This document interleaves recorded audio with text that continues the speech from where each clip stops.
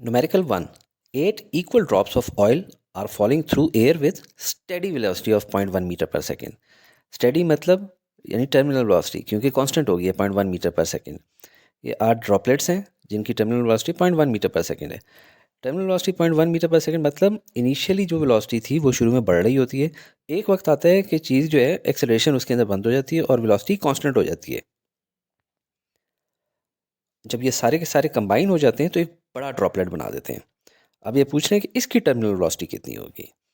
देखें, इन दोनों के कंपैरिजन करें, क्या चीज़ चेंज हो रही है. बेसिकली जो अगर आंखों से देखा जाए इसका वॉल्यूम चेंज हो रहा है.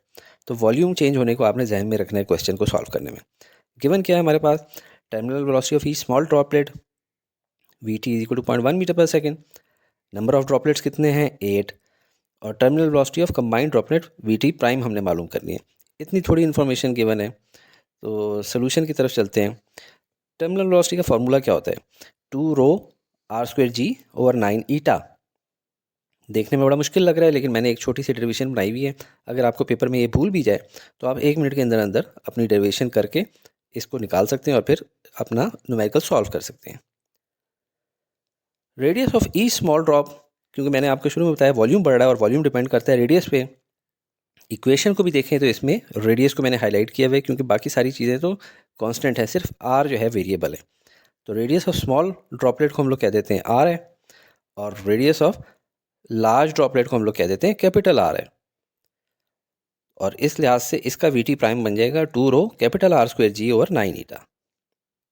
Volume of each small droplet क्या होगा इस लिहाज से, जब स्मॉल आर उसका रेडियस है, 4/3 small r pi r cube.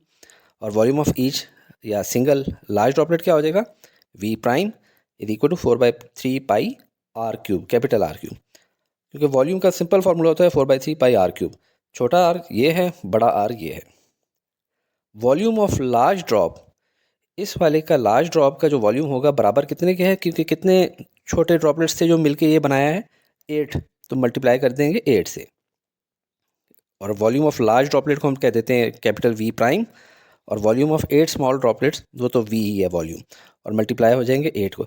यानी इन 8 का वॉल्यूम अगर कंबाइन किया जाए तो इस एक के वॉल्यूम के बराबर बनेगा.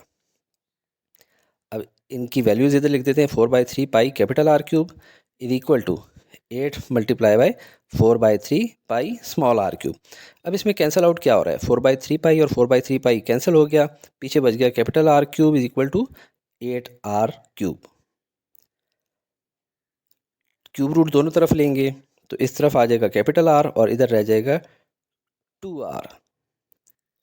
अब हमारे पास r की वैल्यू आ गई है 2r. अब हम इसको इस इक्वेशन में डालते हैं, 2 रो 2r का स्क्वायर जी डिवाइडेड बाई 9 ईटा. अब इस 2r के स्क्वायर से बनेगा हमारे पास 4r स्क्वायर. 4 को हम बाहर ले जाते हैं, r स्क्वायर को इधर ही रखते हैं. अब ये इक्वेशन आप देखें और ये इक्वेशन देखें, दोनों एक जैसी हैं. यानी इस ब्रैकेट के अंदर हम लोग लिख सकते हैं वी टी टर्मिनल वेलोसिटी जो कि सिंगल ड्रॉपलेट की थी या स्मॉल ड्रॉपलेट की, और 4 multiply by V T, 4 into 0.1 is equal to 0.4. Unit क्या होगी, मीटर पर सेकेंड.